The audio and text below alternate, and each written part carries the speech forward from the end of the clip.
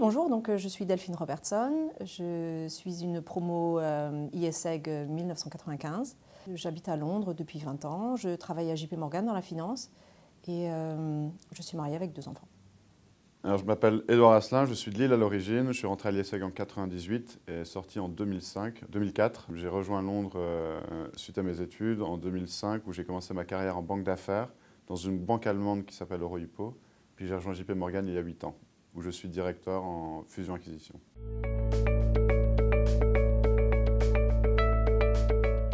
Donc mon parcours à l'ISEG, oui, j'ai commencé en 1990 à Lille.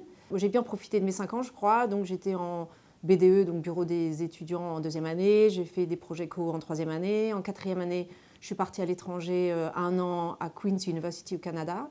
Et en 5e année, je me suis spécialisée dans tout ce qui était gestion et finance. Et j'ai fait mon projet de fin d'année pour une banque, là, le groupe CIC, en gestion de change. Et puis après, je suis partie donc, à l'étranger tout de suite après mon diplôme. Donc j'ai commencé à l'ISEG en 98, j'ai fait mes 3 premières années à Lille. Et en 4e année, en fait, je suis parti faire une année Erasmus en Autriche, en fait, pour peaufiner mon allemand et mon ski aussi. À ce moment-là, juste avant de partir, j'avais fait un premier stage en banque au CIC aussi à New York. Et suite à mon année Erasmus, en fait, j'ai décidé de faire une année de césure et de construire mon CV dans le but de rejoindre une banque d'affaires à la fin de mes études. Et je suis allé faire un stage en Allemagne à la Commerzbank à Francfort. Puis j'ai terminé l'année de césure à la Commerzbank toujours, mais à Londres, où j'ai fait 3 mois. Et je suis revenu passer la dernière année à Lille, la 5e année, et j'ai rejoint Londres tout de suite après.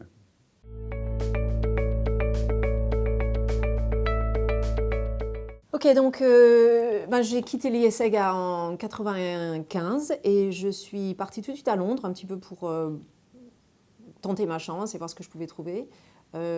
J'ai trouvé un job à JP Morgan un petit peu par hasard, entre la période de Noël et j'ai commencé en service clientèle, en back-office en fait. Je n'avais pas vraiment prévu ma carrière aussi bien qu'Edouard ici, mais j'ai tout de suite bien accroché avec la culture de JP Morgan et donc ça fait 20 ans que j'y suis. J'ai fait 7 métiers différents pendant les 20 ans que j'ai été à JP. J'ai commencé un petit peu dans les métiers de l'opération, donc j'ai géré des équipes de middle office, de back office, j'ai fait des projets d'implantation de systèmes, j'ai voyagé dans le monde entier pour implanter des systèmes d'information pour le trading et le middle office.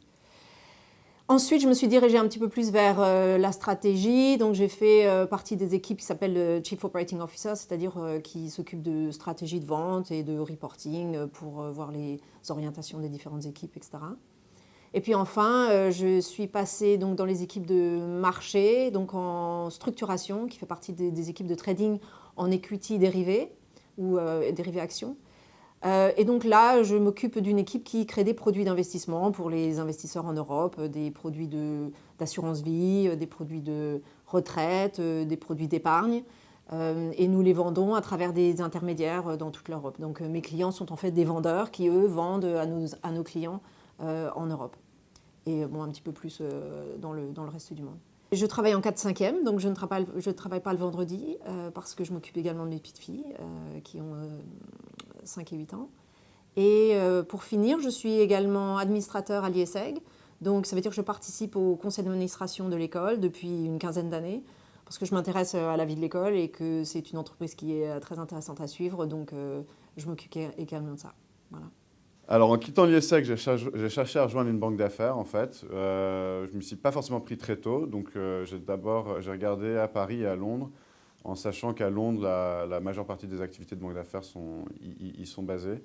Donc, j'ai rejoint Euro-Hypo, en fait, en 2005, où j'ai fait mes 2 premières années en tant qu'analyste.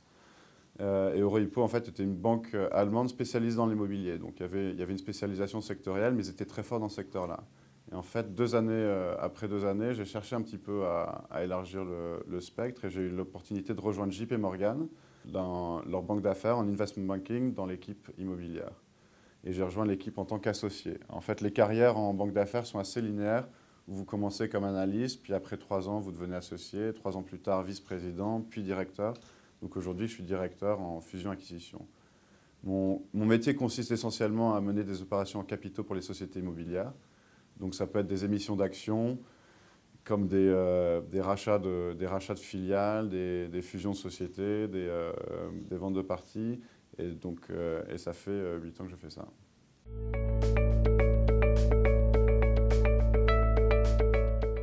Ok, donc un conseil aux étudiants.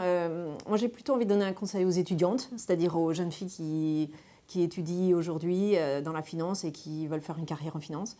Alors, je dirais que la carrière en finance n'est pas facile, c'est vrai. Il faut beaucoup d'énergie, il faut beaucoup de résilience, il faut vraiment vouloir le faire. Il faut travailler très, très dur. Mais ça ne doit pas être une raison pour ne pas le faire, en fait. Parce que j'ai eu beaucoup de chance, j'ai fait ma carrière avant d'avoir mes enfants, donc j'ai eu 10 ou 15 années vraiment très intéressantes, avec beaucoup de métiers différents, des voyages, des expériences vraiment très intéressantes avec des clients, des produits nouveaux, des gens innovants. Et ensuite, j'ai pu faire ma vie de famille avec un 4 5e et combiner les deux. Alors bon, on n'est pas toujours bon à tout, mais c'est gérable et c'est pas forcément la peine de s'inquiéter d'une carrière qui n'est pas forcément, j'allais dire, family friendly, mais le mieux c'est de se lancer, de faire le mieux qu'on peut dans sa carrière et d'ensuite, j'allais dire, ajuster et puis et faire ce qu'il faut quand on a envie de faire une famille et d'avoir des enfants. Voilà. Je donnerais 2 conseils en fait aux étudiants. Le premier, c'est quand vous cherchez des stages, quand vous cherchez à contacter des anciens qui sont surtout dans des grandes entreprises, vous ne vous contentez pas seulement toujours d'un email. Parfois, juste prenez votre téléphone, passez un coup de fil, cherchez à rencontrer les gens. Parce qu'en fait, quand vous envoyez un email, c'est comme au bureau, vous laissez en fait une trace et la balle est dans le camp de l'autre. Et en fait, on n'a pas toujours le temps de répondre ou de faire toutes ces choses-là. Le contact humain est souvent beaucoup plus efficace.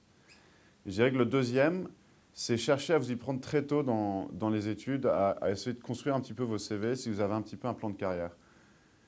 Surtout dans les grands groupes, ils ont souvent des graduate programmes, des espèces de programmes de formation formalisés, ou alors vous êtes obligé d'envoyer votre CV en ligne avant une certaine date. Et si je parle de l'exemple de JP Morgan, par exemple, on recrute quasiment uniquement des étudiants à leur sortie de leurs études. Et c'est des gens qui ont fait des stages en fin d'avant-dernière année d'études pour lesquels ils ont postulé l'été avant. Donc ça veut dire qu'en fin de troisième, vous devez déjà vous poser la question de où je vais postuler, que vous postulez pour avoir un stage en fin de quatrième et en fonction de vos performances dans ce stage en fin de quatrième, vous pourrez avoir un boulot à la sortie de vos études.